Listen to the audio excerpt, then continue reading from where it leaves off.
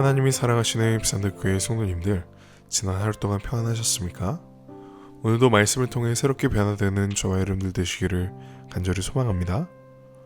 오늘 우리에게 주시는 하나님 말씀은 고린도전서 12장 22절부터 31절 말씀입니다. 함께 읽겠습니다. 그뿐 아니라 더 약하게 보이는 몸의 지체가 도리어 요긴하고 우리가 몸에 덜 귀히 여기는 그것들을 더욱 귀한 것들로 입혀주며 우리의 아름답지 못한 지체는 더욱 아름다운 것을 얻느니라. 그런즉 우리의 아름다운 지체는 그럴 필요가 없느니라.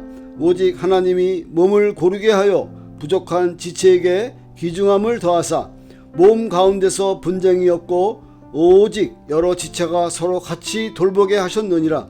만일 한 지체가 고통을 받으면 모든 지체가 함께 고통을 받고 한 지체가 영광을 얻으면 모든 지체가 함께 즐거워하느니라.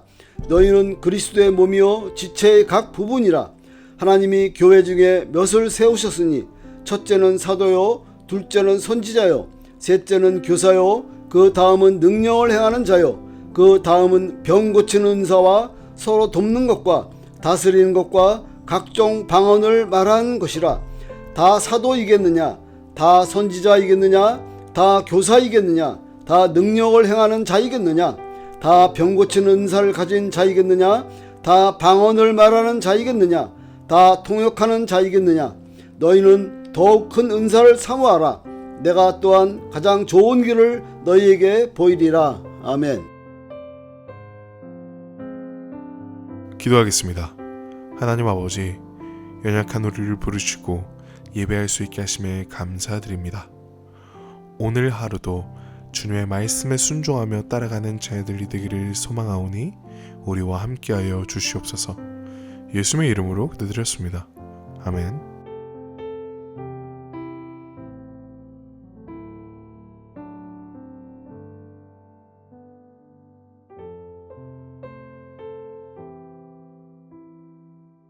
고린도전서 12장 21절부터 31절은 교회가 어떠한 공동체가 되어야 하는지를 보여주는 말씀입니다. 고린도 교회는 다양한 은사들이 풍성하게 나타났던 교회였지만 그 풍성함이 오히려 갈등의 원인이 되기도 하였습니다. 어떤 사람들은 자신이 받은 은사를 자랑하였고 다른 사람들은 상대적으로 드러나지 않는 자신의 은사 때문에 위축되었습니다. 특별히 방언이나 기적과 같이 눈에 띄는 은사를 가진 사람들은 우월감을 느끼고 그렇지 못한 사람들은 자신이 덜 중요한 존재로 생각하는 그러한 경향이 있었던 것이죠. 이러한 상황 속에서 바울은 교회를 그리스도의 몸에 비유하면서 모든 성도는 서로 다른 역할을 가지고 있지만 어느 누구도 불필요하거나 하찮는 존재가 아니고 하나님께서 친히 각 지체를 조화롭게 세우셨음을 가르치고 있습니다. 그리고 특별히 인간의 눈에는 부족하고 연약하게 보이는 지체에게 하나님께서 더욱 큰 존귀를 주셨다라는 사실을 강조함으로써 세상의 가치관과는 전혀 다른 하나님의 나라의 원리를 선포하고 있습니다. 오늘날 교회 역시 사람의 능력과 직분, 또 가시적인 성과에 따라 사람을 평가하려는 유혹을 받습니다. 그러나 오늘 본문은 교회의 진정한 아름다움이 뛰어난 몇 사람에게만 있는 것이 아니라 서로를 귀하게 여기며 함께 세워가는 공동체성이 있다는 사실을 보여줍니다. 하나님께서는 부족한 지체에게 귀중함을 더하심으로써 교회 안의 분열이 아니라 서로 돌보는 사랑의 공동체를 이루기 원하십니다. 교회는 우연히 모인 사람들이 아니라 하나님의 지혜와 계획 가운데 세워진 가족 공동체라는 것이죠. 하나님께서는 모든 사람이 동일한 은사를 가지도록 만드시지 않으셨으며 모든 사람이 같은 역할을 수행하도록 부르시지 않았습니다. 오히려 서로 다른 기능과 은사를 가진 사람들이 하나의 몸처럼 연결되어 서로를 필요하도록 만들었습니다. 그러므로 어떤 사람은 눈과 같은 역할을 하고 어떤 사람은 손과 같은 역할, 또 어떤 사람은 외부에서 보이지 않는 그러한 심장과 같은 역할을 수행합니다. 중요한 것은 드러남의 정도가 아니라 하나님의 몸을 세우는 데 있어서 각자가 맡은 역할입니다. 세상은 힘 있는 사람, 성공한 사람, 영향력이 큰 사람을 높이 평가합니다. 그러나 하나님께서는 오히려 연약한 자를 돌아보시고 소외된 자를 붙드시며 사람들에게 인정받지 못하는 자들에게 관심을 기울이십니다. 예수님께서도 세리와 죄인들을 가까이 하셨고 어린아이들을 품으셨으며 가난한 자와 병든 자를 찾아가셨습니다. 바울은 하나님께서 이러한 부족한 지체에게 존귀함을 더하신 목적이 이 몸 가운데서 분쟁함이 없고 오직 여러 지체가 서로 같이 돌보게 하려 하심이랴 라고 설명합니다. 다시 말해서 하나님이 연약한 지체를 귀하게 여기시는 이유는 공동체 안의 갈등과 경쟁이 아니라 사랑과 돌봄이 자리잡게 하시기 위함입니다. 몸의 한 부분이 아프면 다른 부분도 함께 영향을 받듯이 교회 안에서도 한 성도의 아픔은 교회 전체의 아픔이 되어야 합니다. 한 사람이 기뻐하면 모두가 기뻐하고 한 사람이 눈물을 흘리면 함께 울어줄 수 있어야 합니다. 이것이 그리스도의 몸된 교회의 모습입니다. 그러므로 성도님들을 교회 안에서 서로를 비교하거나 경쟁하기보다 하나님께서 귀하게 여기시는 형제와 자매를 함께 귀하게 여겨야 될 줄 믿습니다. 특별히 연약한 자를 돌아보고 소외된 사람을 품어주고 또 부족한 사람들을 세워주는 것이 그리스도의 몸된 교회의 사명입니다. 결국 건강한 교회는 뛰어난 사람들만 모인 공동체가 아니라 서로의 부족함을 품어주고 함께 세워가는 사랑의 공동체이며 그러한 교회를 하나님께서 기뻐하실 줄 믿습니다.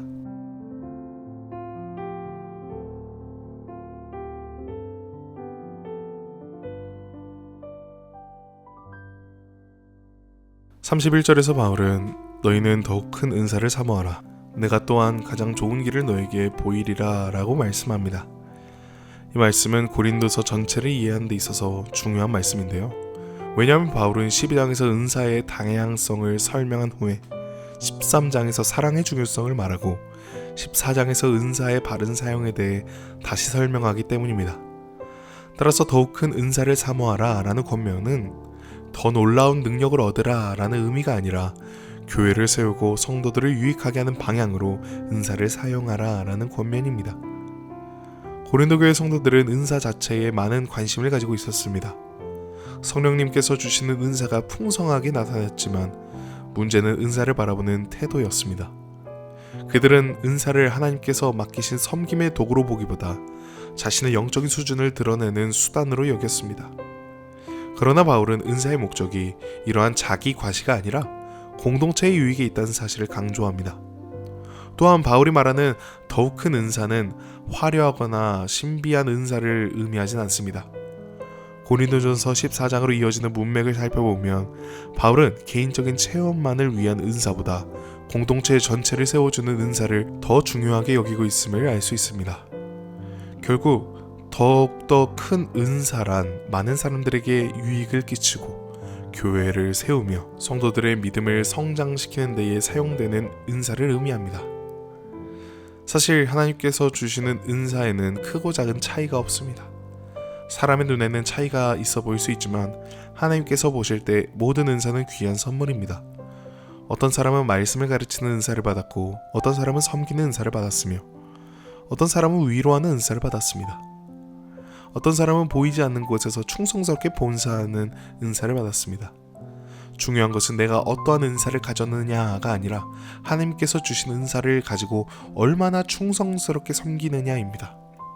예수님께서 말씀하신 달란트 비유에서도 주인들은 종들에게 똑같은 양을 맡기지 않았습니다. 5달란트를 받은 종도 있었고요, 2달란트를 받은 종도 있었습니다. 그러나 1달란트를 받은 종도 있었어요. 그런데 주님은 그 받은 양의 크기에 따라 달라지지 않았습니다. 맡겨진 것을 충성하게 사용한 종들에게 동일하게 잘하였도다 착하고 충성된 종아 라고 말씀하셨습니다. 하나님께서는 충성을 기뻐하시는 분이십니다. 우리 하나님의 말씀에 순종하며 충성하며 살아가는 저와 여러분들 되시기를 간절히 소망합니다.